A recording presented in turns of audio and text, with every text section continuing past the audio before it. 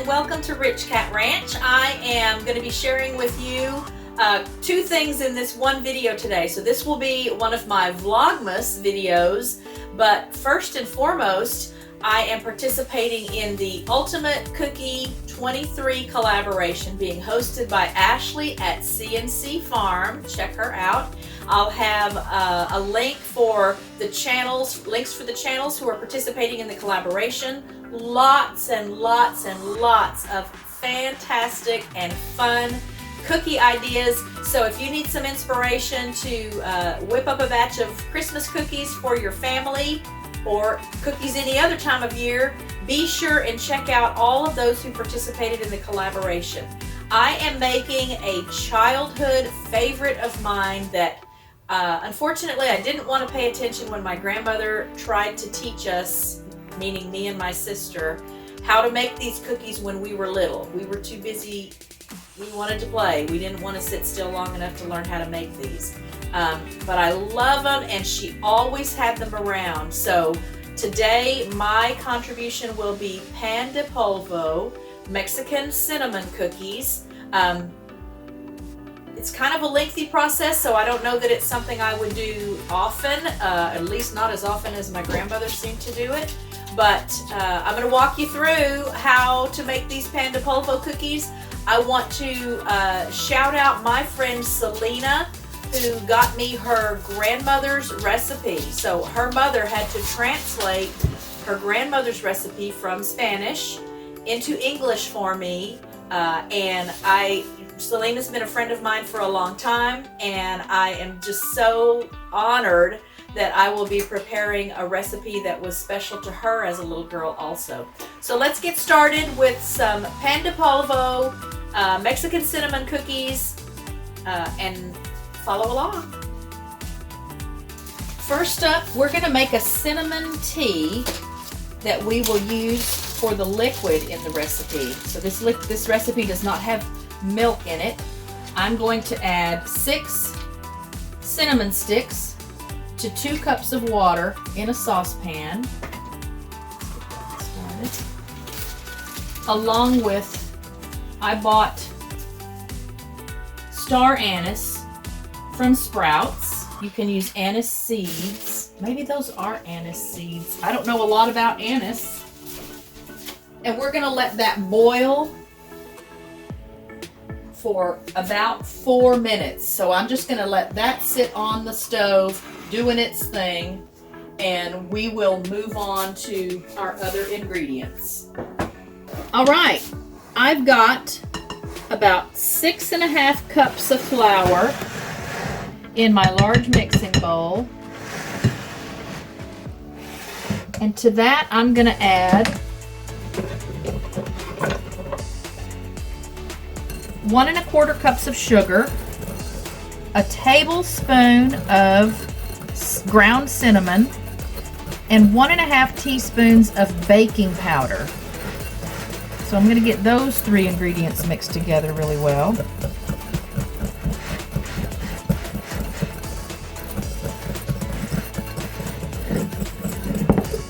And we'll add that to our flour.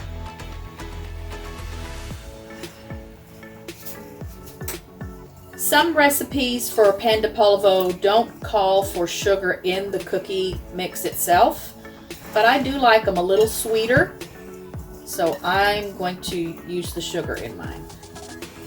Some don't call for the cinnamon in the cookie itself either. There's a cinnamon sugar topping we're going to roll these in when they're fresh and warm out of the oven. But again, I like mine a little sweeter. My grandmother's were sweeter.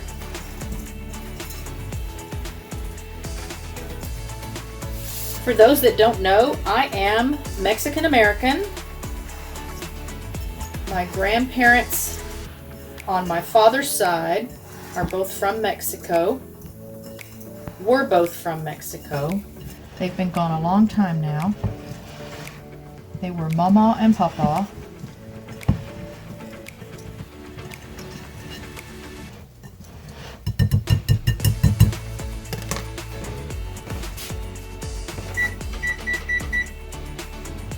my tea is boiling. So I've got my timer set for 4 minutes so we can let that tea boil for 4 minutes.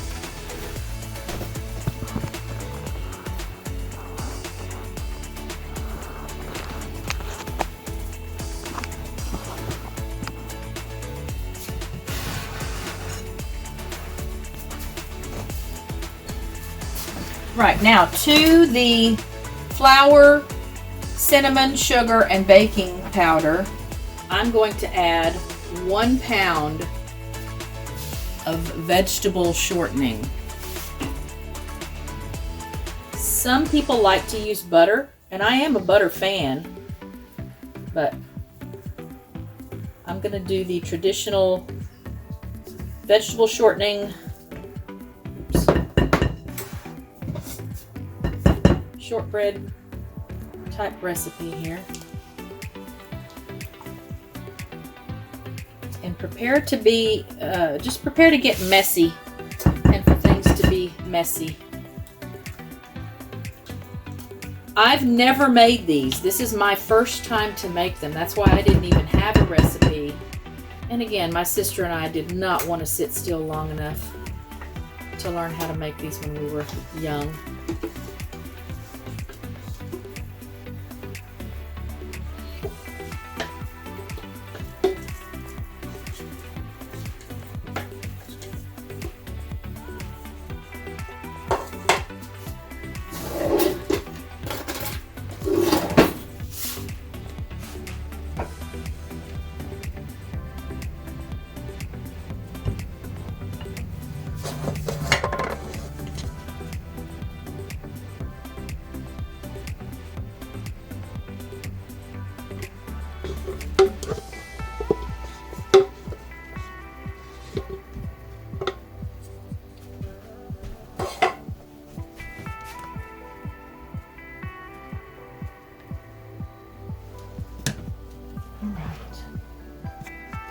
I'm going to start with my rubber spatula, just trying to kind of cut that into the flour mixture. But I will have to switch to my hands here in just a bit to get my dough ready for the cinnamon tea.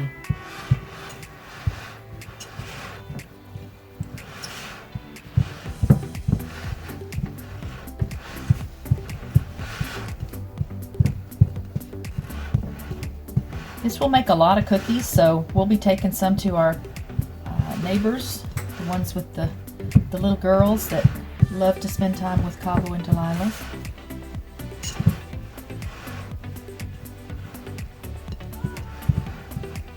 I've got a Christmas sweater on, but it's supposed to be close to 70 degrees today, so I don't know how long that'll last.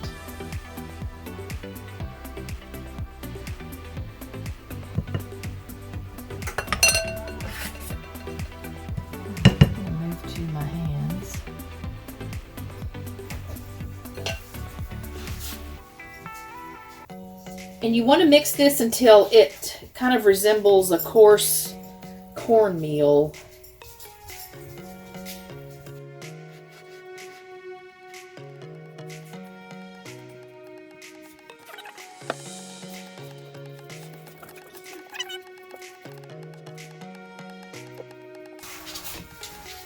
I know some people don't like the idea of having to mix things with their hands. When I make my meatloaf, I also use my hands. You can use gloves if you'd like, or if you've got a stand mixer. I dream about having a stand mixer. I'm sure you could make that work for you. But again, we've got it little crumbles. Oh, the dogs are already here looking for dropped pieces. Okay, so I think that's probably pretty good for our little coarse, crumbly, cornmealy looking stage. We get washed up and we will get our tea ready to add. All right, we're going to add three-quarters of a cup of the cinnamon tea, the hot cinnamon tea, and we'll just use a hand mixer for this part.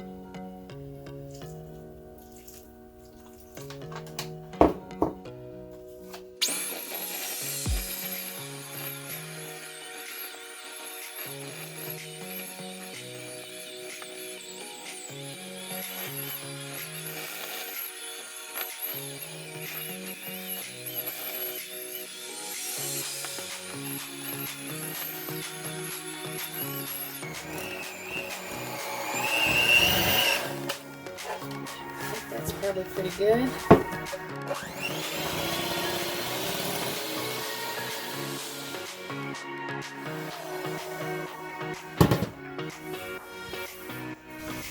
Didn't make too much of a mess.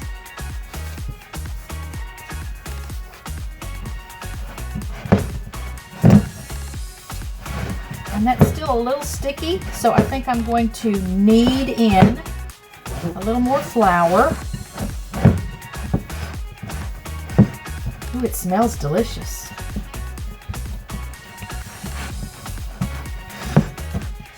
Yeah, so we want it to be smooth. That has a nice smooth finish to it. I'm going to knead in a little flour. That's about, well, I have 3/4 of a cup of flour set aside here for this part.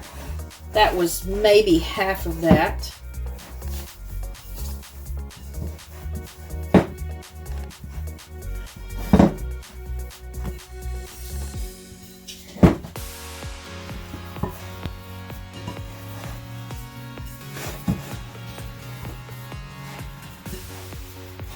We want to be able to roll this and cut it with the cookie cutters.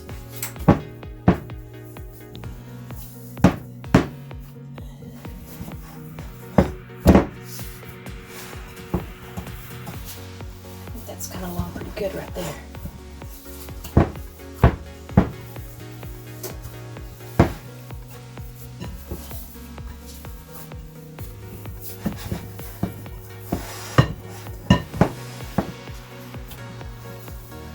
Might knead in a little more of the flour once I get it onto the counter here.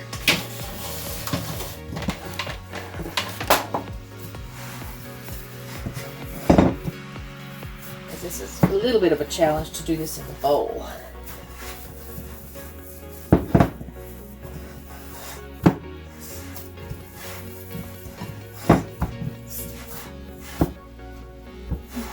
All right, I'm gonna flour my surface. And I'm just going to work with a little bit of dough at a time because I don't have a lot of space, as you can see. I've got kind of a grapefruit-sized ball of dough. And we want to roll this to about 1/4 inch thick. Flour my rolling pin. My oven has been preheating to 350 degrees.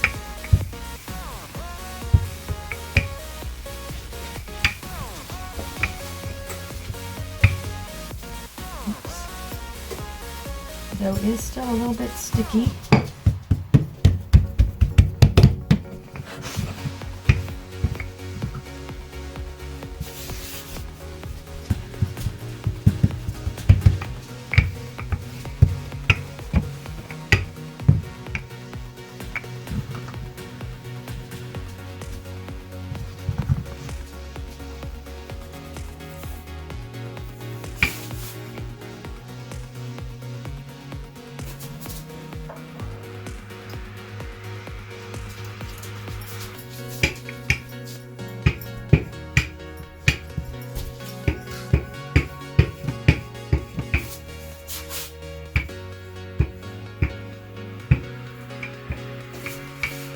I dream of having a silicone rolling mat and a bigger rolling pin one day.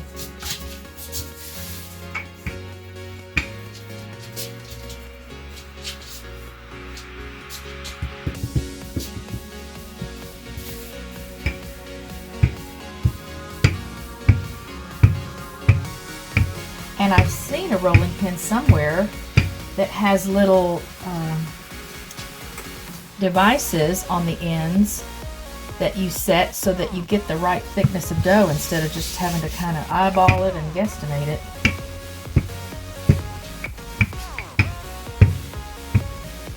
Wish I had thought of that.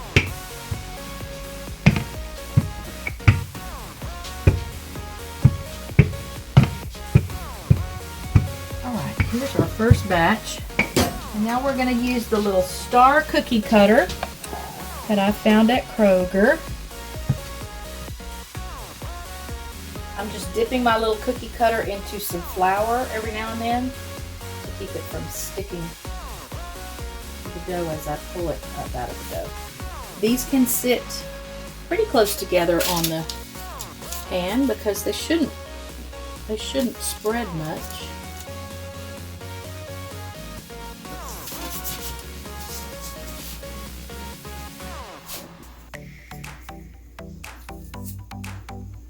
And this is about the right size. You can also just roll these into like a cylinder and slice them into little discs. That works too. But it is holiday time, so I wanted to do something a little more fun than that. Oops. Just messed that one up.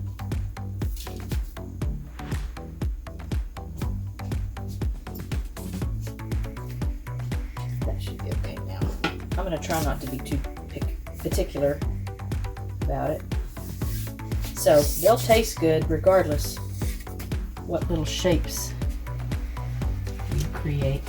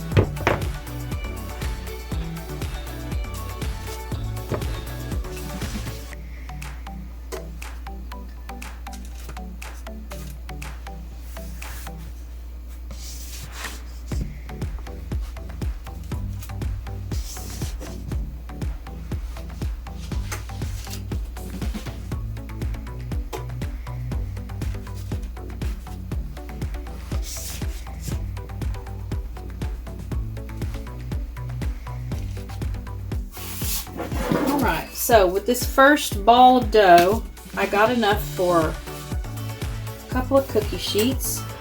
These are now going to go into the oven at 350 degrees for 10 to 12 minutes. So there's my first two sheets. I've got one regular size cookie sheet and then one that's a little bit smaller.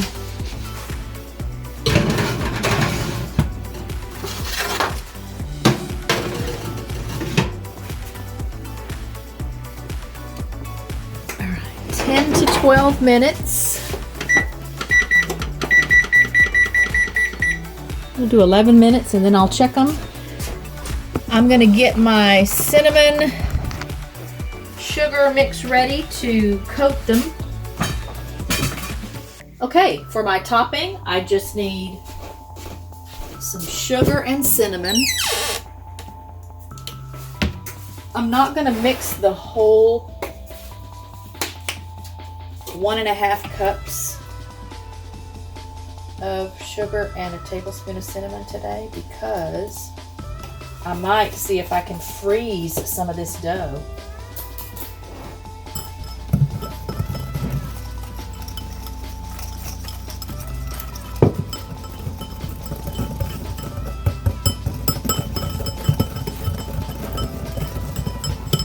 More cinnamon in there.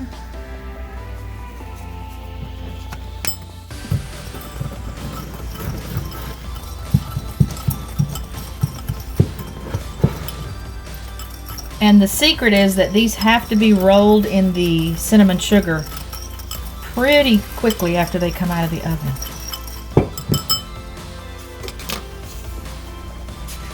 All right, our 11 minutes are up. Let's see what we've got. They are kind of golden around the edges. I think we're going to call this done.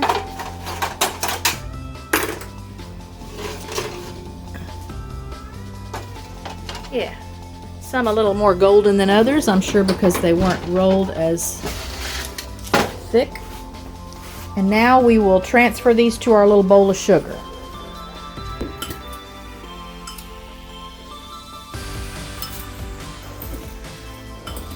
They're so cute.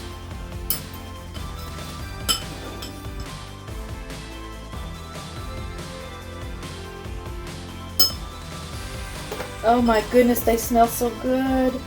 Oh, it smells like my grandmother's house.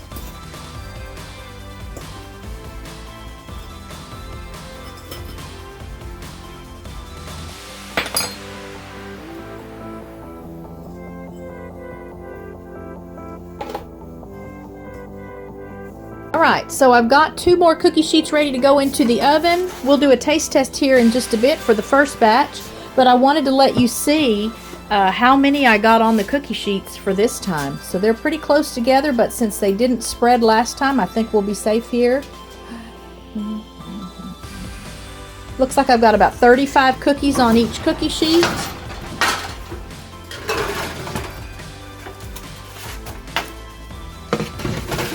Let's get these to baking and taste our first batch. All right, it's time to do a taste test. And I did incorporate more flour into some of the original batch of dough that I made. And I could get a couple of, wow, I just don't know where to hold the phone. Could get a couple of rolls, you know, rolling it out before it would then get too dry for me to use it. But when that would happen, I would just put a little more of the moister dough in the batch and roll it out again. So we're going to do our taste test now, and let me get one of these and show you just for scale. That's about the size you want to shoot for. So if you're going to roll those into a disc or a cylinder and then slice them into discs, this is still about the size you want to shoot for. They don't need to be real big. And let's see how they turned out.